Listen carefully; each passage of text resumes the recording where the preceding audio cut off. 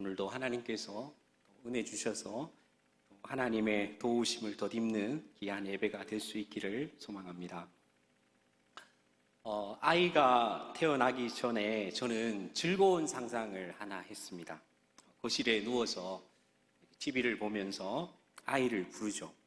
누구누구야, 아빠 베개 좀 갖다 줄래?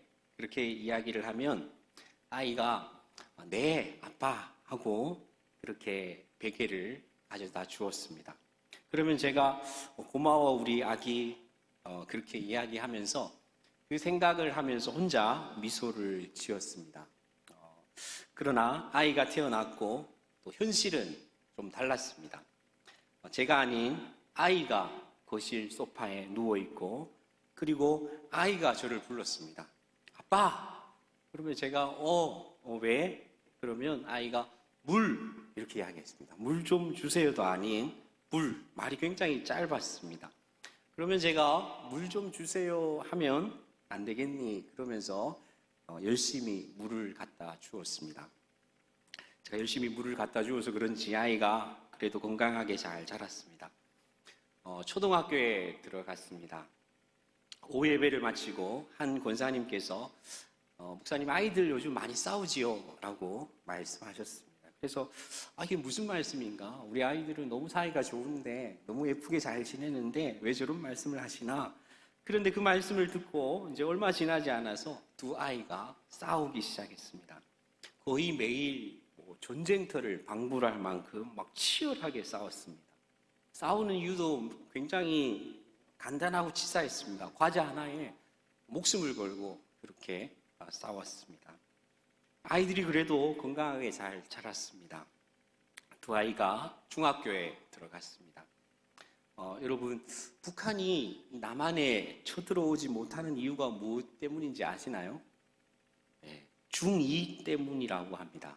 중2가 무서워서 북한이 남쪽에 쳐들어오지 못한다고 합니다. 처음에 이게 무슨 말이냐 잘 이해가 되지 않았습니다. 설마 중2가 뭐가 무서워 그렇게 생각했었습니다. 그런데 사실이었습니다. 중학생 두 아이를 두면서 그 말이 참 이해가 되고 공감이 되었습니다. 북한도 무서워할 만한 사춘기 중학생 틀림이 없습니다. 기분이 좋다가도 갑자기 짜증을 냅니다. 갑자기 자기가 짜증을 내고는 저에게 아빠는 왜 이렇게 짜증을 내냐고 그러면서 문을 쾅 하고 닫고는 사라집니다. 아이들 입에 계속해서 붙어있는 말이 진짜 킹받네 막 이런 말들이 붙어 있습니다. 킹받네라는 말은 이제 전문 용어인데요. 아이들에게 열받는다, 나 화난다 이렇게 할 때 아이들은 킹받네 뭐 이렇게 이야기를 합니다. 아이들의 입에 킹받네가 늘 붙어 있습니다. 아이들이 언제 킹받을지 정말 무섭습니다. 아마 아이들에게 행복이 버튼이 있으면 아마 몇 번을 눌렀지 않을까, 킹받네 이러면서 눌렀지 않을까 그렇게 생각이 듭니다. 가만히 생각해 보면 철없는 아이들의 모습이 하나님 앞에서 꼭 우리의 모습 같습니다. 하나님 마음을 알게 하시려고 우리를 부모 되게 하신 것 아닌가 그런 생각을 하게 됩니다. 부모로서 아이들이 가장 예쁠 때가 여러분 언제일까요? 어떤 분은 잘 때라고 말하지만 이제 사춘기 아이들은 잘 때 보면 징그럽습니다. 그래서 보면 언제 가장 사랑스럽고 예쁘냐 하면 말 잘 들을 때입니다. 부모의 권위를 인정하고 저의 말을 경청하고 또 저의 말을 순종할 때 그때가 참 부모로서 뿌듯하고 아이들이 예쁘게 보입니다.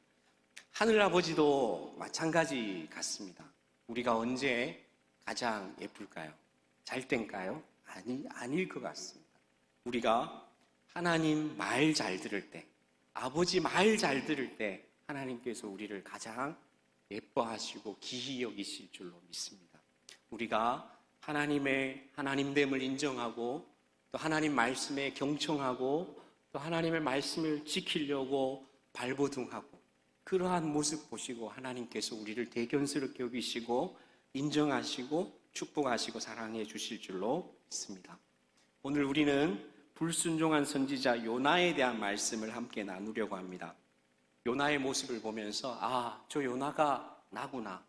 저 요나 같은 우리의 모습을 볼 수 있었으면 좋겠습니다. 그리고 요나를 통해 우리에게 말씀하시는 하나님의 음성을 들을 수 있는 오늘 2부 예배 시간이 되기를 원합니다.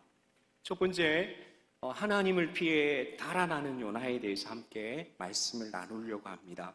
요나서 1장 3절 말씀인데요. 같이 한번 읽겠습니다. 시작. 그러나 요나가 여호와의 얼굴을 피하려고 일어나 다시스로 도망하려 하여. 요나는 여호와의 얼굴을 피하려고 다시스로 일어나서 도망하고 있습니다. 요나는 북이스라엘 여로보암 2세 때 활동하던 선지자였습니다.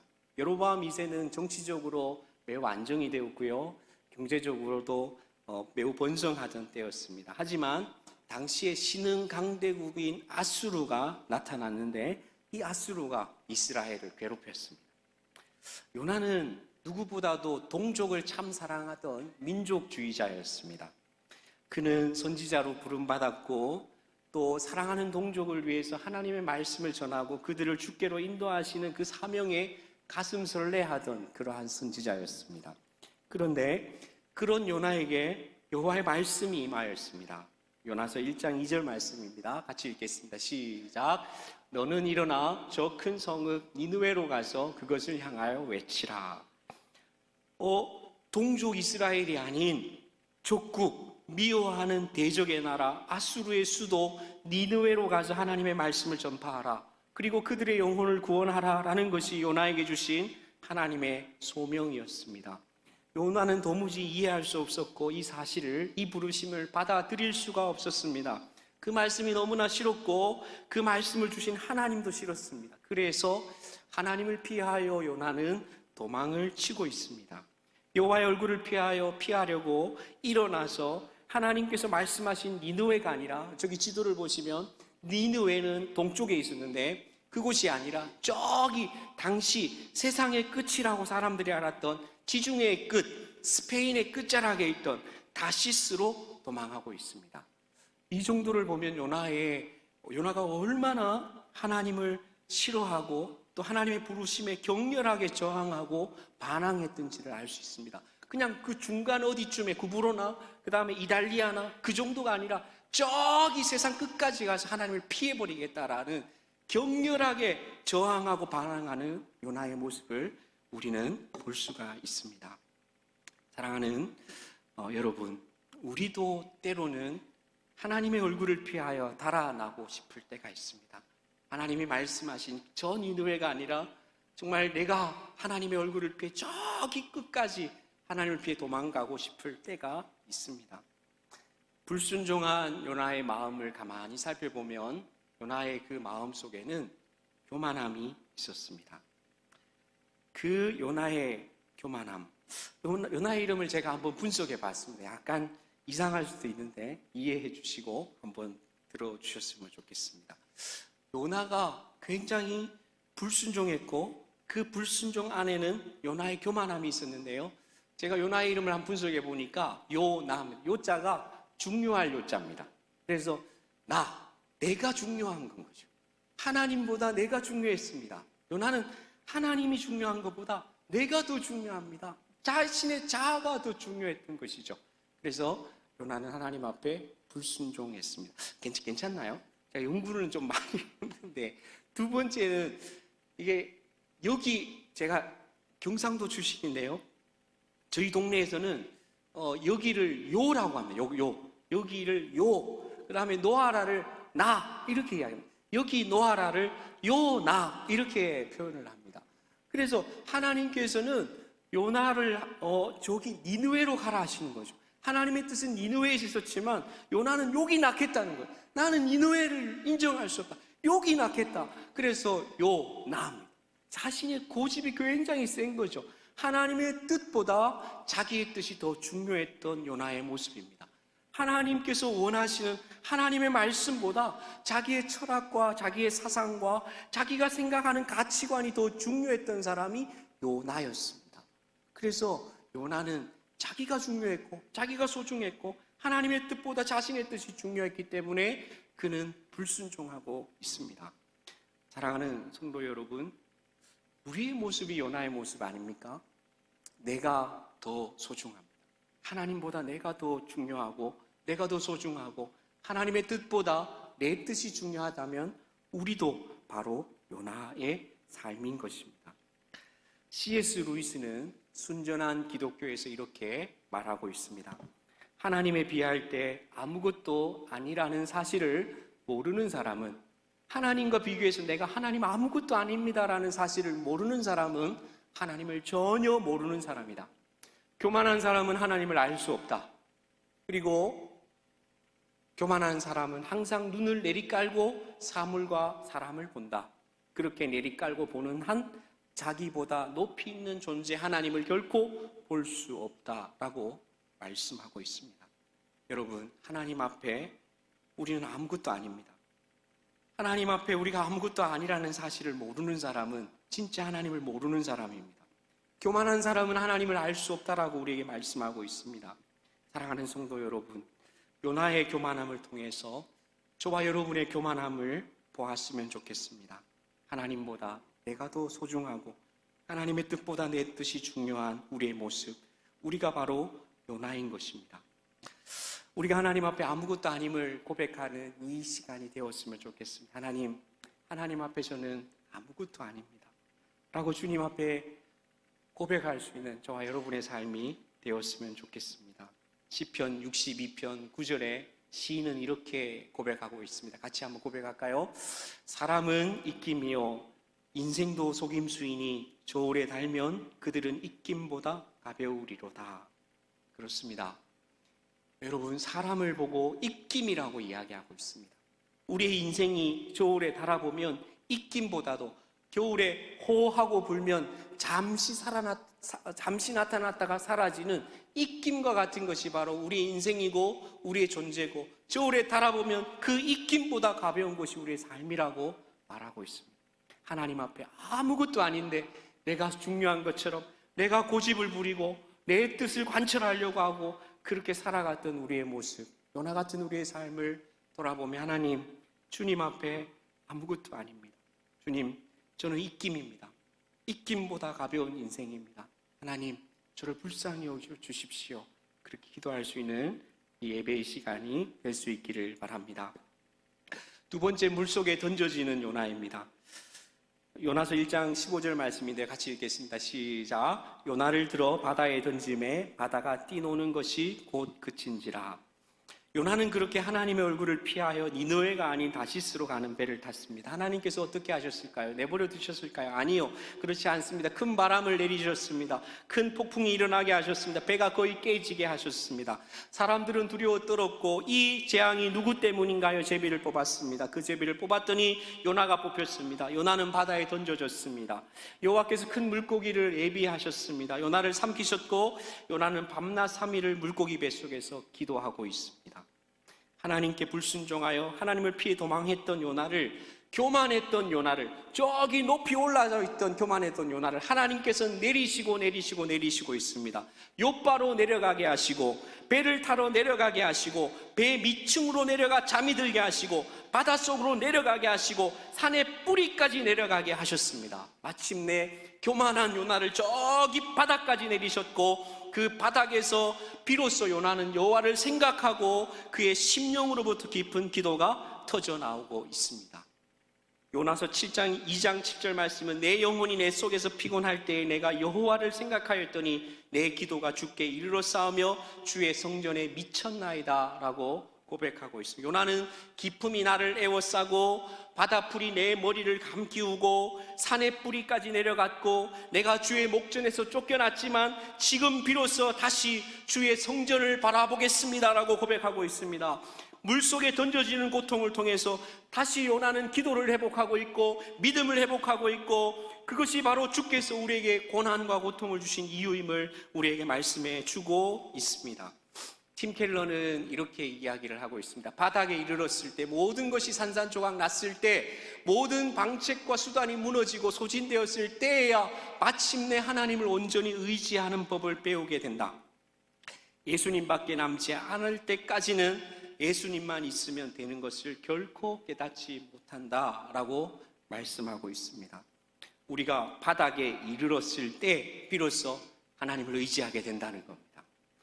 예수님밖에 남지 않게 되었을 때 비로소 하나님 다 필요 없고 예수님만 있으면 됩니다 라는 고백을 하게 된다라는 것입니다. 사랑하는 성도 여러분, 우리 삶에도 하나님께서 우리를 내리실 때가 있습니다. 모세처럼 광야를 지나가게 하시고, 요셉처럼 웅덩이에 던져지게 하시고, 요나처럼 바닷속 깊은 심연에 빠뜨리게 하십니다. 육체의 질병을 통해서 우리는 내려가기도 하고, 가정의 어려움을 통해서 우리는 내려갑니다. 아픈 가족을 돌보다가 이제는 지쳐버려서 내려가고, 자녀 양육을 하다가 이제 한계에 부딪혀 내려갑니다. 주의 사역을 감당하다 깊은 상처를 받아 내려가고, 경제적 어려움을 겪으며 내려갑니다. 때로는 열심히 사는데 일들이 풀리지 않습니다. 고난과 고통이 끊이지 않아서 우리는 내려갑니다. 그렇게 내려간 자리에서 우리는 절망하고 낙담하고 포기하고 싶습니다. 하지만 그 바닥에서 우리는 끝나는 것이 아니라 그 바닥에서 우리를 위해 준비하신 하나님의 은혜가 그곳에 있고 하나님의 은혜를 만나게 될 줄로 믿습니다. 할렐루야. 주께서 우리의 인생을 바닥까지 내리시고 그 바닥에서 우리가 하나님 앞에서 얼마나 무능하고 얼마나 쓸모없는 인생인지를 알게 하시고, 온전히 주님의 은혜 없이는 우리가 설 수 없습니다라고 간절히 주의 은혜를 사모하고 주의 은혜를 붙들고 주의 은혜를 힘입고 다시 일어나게 되는 저와 여러분의 삶이 되기를 소망합니다. 할렐루야. 아멘. 마지막으로 우리 순종하는 요나의 삶에 대해서 함께 나누기를 원합니다. 요나서 3장 3절 말씀입니다. 같이 읽겠습니다. 요나가 여호와의 말씀대로 일어나서 니느웨로 가니라. 니느웨는 사흘 동안 걸을 만큼 하나님 앞에 큰 성읍이더라. 물고기 뱃속에서 나온 요나에게 두 번째 하나님의 말씀이 임합니다. 니느웨로 가라. 두 번째 부르심에 요나는 이제 하나님의 말씀 앞에 순종합니다. 니느웨는 굉장히 큰 성읍이었습니다. 3일을 꼬박 돌아야 할 만큼 큰 성이었는데, 그러나 요나는 하루만 대충 그 성을 돌면서 40일이 지나면 니느웨가 멸망하리라, 무너지리라, 그렇게 하나님의 말씀을 대충 전했습니다. 하나님께서는 왜 이렇게 싫어하는 요나를 굳이 이렇게 하나님의 사역에 부르시는 것일까요? 여러분, 요나가 진짜 하나님을 만나고 요나가 진짜 하나님을 경험하기를 원하셨기 때문에 그렇습니다. 그냥 겉으로만 선지자가 아니라 진짜 하나님을 알고 하나님을 경험하는, 진짜 하나님을 사랑하게 되는 선지자로 그 요나를 세우고자 하시는 하나님의 사랑이 있으셨기 때문입니다. 그래서 요나를 먼 훗날에 요나보다 크니로 오실 예수님을 예표하는 그러한 삶으로 요나를 사용하고자 하시는 주님의 원대한 계획이 있으셨습니다. 동시에 하나님은 이스라엘뿐만 아니라 이방 민족 니느웨의 영혼도 아끼시고 사랑한다는 것을 가르쳐주고 싶으셨습니다. 니느웨는 사흘 동안 걸을 만큼 큰 성이었지만 물리적으로만 큰 성이 아니었습니다. 하나님 앞에 큰 성이라고 이야기하고 있습니다. 그 말은 하나님께 너무도 중요하고 소중한 곳이라는 사실입니다. 요나서 4장 11절은 이렇게 이야기하고 있습니다. 이 큰 성읍 니느웨에는 좌우를 분별하지 못하는 자가 12만 명이고 가축도 많이 있나니 내가 어찌 아끼지 아니하겠느냐. 하나님께서는 이스라엘뿐만 아니라 우리뿐만 아니라 니느웨도 사랑하시고 모든 민족을 사랑하시고 모든 열방을 사랑하신다, 그들을 구원하기 원하신다라는 것을 말씀해 주시기 위해서 요나를 사용하고 계시다라는 사실입니다. 그렇습니다. 하나님께서는 아무도 멸망하지 아니하고 회개하고 주께 돌아오기를 원하고 계십니다. 그것이 주님의 마음이고, 그래서 요나를 니느웨로 보내고 계십니다. 사랑하는 성도 여러분, 우리의 니느웨는 어디일까요? 우리에게 주신 나의 니느웨는 어디일까요? 우리에게 주시는 주님의 소명은 무엇일까요? 하나님께서 가라 하시는 곳, 그곳에 가서 말씀을 전하기 원하시는 곳, 하나님의 소명이 있는 곳, 그곳이 니느웨인데 우리의 니느웨는 어디일까요? 우리의 가정이 니느웨일 줄로 믿습니다. 우리의 학교가 니느웨이고, 우리의 직장이 니느웨이고, 우리의 교회가 니느웨이고, 또 주께서 특별히 가라 하시는 곳, 지키게 하시는 그곳이 니느웨이입니다. 그곳이 우리의 소명이 있는 곳입니다. 요나와 같이 우리도 소명을 포기해버리고 싶을 때가 있습니다. 가족을 돌보다가 자녀를 믿음으로 세워나가는 것, 이런 것들 포기하고 싶을 때가 있습니다. 내게 맡겨주신 교회 사역들을 감당하다가 포기하고 싶을 때가 있습니다. 세상 속에 하나님의 자녀로 살아가다가 포기하고 싶을 때가 있습니다. 주님의 소명을 버리고 여호와의 얼굴을 피하여 도망하고 싶을 때가 있습니다. 누구에게든지 소명을 감당하는 것은 결코 쉬운 일이 아닙니다. 우리 애니 베어드 선교사님이 있습니다. 숭실의 설립자인 윌리엄 마틴 베어드 선교사님의 아내입니다. 이 땅에서 주님의 소명을 충성스럽게 감당했습니다. 그러다가 사랑하는 딸을 이 조선 땅에서 잃었습니다. 선교사로 소명을 따라 순종하여 온 길이었지만 그 길이 너무 외롭고 힘들었습니다. 그녀가 지은 찬송가 387장이 소명을 감당하는 자의 슬픔과 외로움이 얼마나 큰지를 우리에게 잘 말씀해 주고 있습니다. 멀리 멀리 갔더니 처량하고 고나며 슬프고 또 외로워 정처 없이 다니니 예수 예수 내 주여 마음 아파올 때에 눈물 씻어주시고 나를 위로하소서. 다니다가 쉴 때에 쓸쓸한 곳 만나도 홀로 있게 마시고 주여 보호하소서. 예수 예수 내 주여 지금 내게 오셔서 떠나가지 마시고 길이 함께 하소서. 이게 애니 베어드 선교사님의 고백이었습니다. 소명을 감당하는 것은 베어드 선교사 부부에게도 결코 쉽지 않았습니다. 처량하고 슬프고 또 외로웠습니다. 우리는 기억해야 합니다. 결코 니느웨는 쉽지 않습니다. 소명은 가볍지 않습니다. 하지만 또 기억해야 합니다. 주님께서 우리에게 소명을 주시는 것이 우리가 그것을 감당할 능력이 되기 때문에 주시는 것이 아닙니다. 또한 이 소명을 주시는 것은 우리로 하여금 완벽한, 사람들이 보기에 완벽한 성공을 거두라고 주시는 것도 아닙니다. 능력이 없는 것이 당연하고 완벽한 성공을 거둘 필요도 없습니다. 진짜로 중요한 것은 뭐냐 하면 주께서 말씀하신 소명의 길을 따르면서 하나님을 만나고 하나님을 사랑하게 되고 또 그분의 은혜를 의지하고 마침내는 그 모든 과정이 하나님께 영광이 되는 삶을 살게 하시려고 우리에게 소명을 주시는 줄로 믿습니다. 아브라함도 모세도 기드온도 다윗도 모두가 소명을 감당할 수 있는 능력이 되었기 때문에 하나님께서 그들에게 소명을 주신 것이 아닙니다. 오히려 소명의 길에서 비로소 하나님을 경험하고 하나님을 만나고 하나님을 사랑하게 된 믿음의 사람들입니다. 니느웨로 가라. 주님의 소명을 포기하지 않는 저와 여러분 되기를 원합니다. 지난해에 100주년 새인데요. 제가 이 100주년 기념관에 갇힌 새를 살려준 적이 2번 있습니다. 이게 새가 어떻게 문으로 들어오면 창문이 잘 없고 열리지가 않아서 새가 나갈 수가 없습니다. 그래서 제가 상세하게 새들을 보고 이렇게 저렇게 나가면 된다고 이야기해도 새가 알아듣지를 못하고 새를 살려줄 수 있는 유일한 방법은 제가 새를 잡아서 저기 바깥에 나가서 놓아주는 방법밖에 없었습니다. 여러분, 새를 잡는 것이 쉬울까요? 어려울까요? 잠자리도 잡기가 어려운데 새를 잡는 것은 참 어려웠습니다.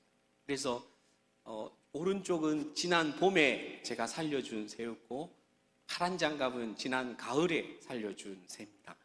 1시간 이상을 새를 잡기 위해서 정말 이 100주년을 뛰어다니면서 새를 잡았습니다. 중간에 포기하고 싶었습니다. 제가 포기했을까요? 제가 포기하면 저 새는 갇혀서 죽을 것입니다. 그래서 제 마음속에 포기하고 싶었지만 포기하지 않았습니다. 그렇게 저 새를 어렵게 잡아서 2마리를 살려주었습니다.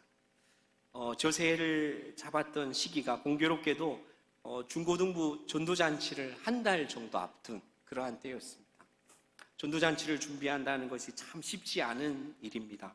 아이들에게 열심히 전도하고 또 초청하고 또 우리 선생님들은 음식 준비를 하고 또 행사 준비를 하고 정말 만만치 않은 일들이었는데요. 저 사건들을 통해서 하나님께서 분명히 제 마음속에는 포기하지 마라. 생명을 살리는 일은 포기하지 마라. 어렵고 힘들지만 포기하지 마라 라는 것들을 2번이나 저에게 말씀해 주셨습니다. 사랑하는 성도 여러분, 주께서 우리에게 주신 소명의 자리는 어렵고 또 힘들지만 포기하지 않는 저와 여러분이 되었으면 좋겠습니다. 왜냐하면 그 소명의 자리는 여러분들이 기도하고 지키고 살피고 돌보아야 할 생명이 있기 때문에 그렇습니다. 그 생명을 포기하지 않는 우리의 삶이 되기를 소망합니다.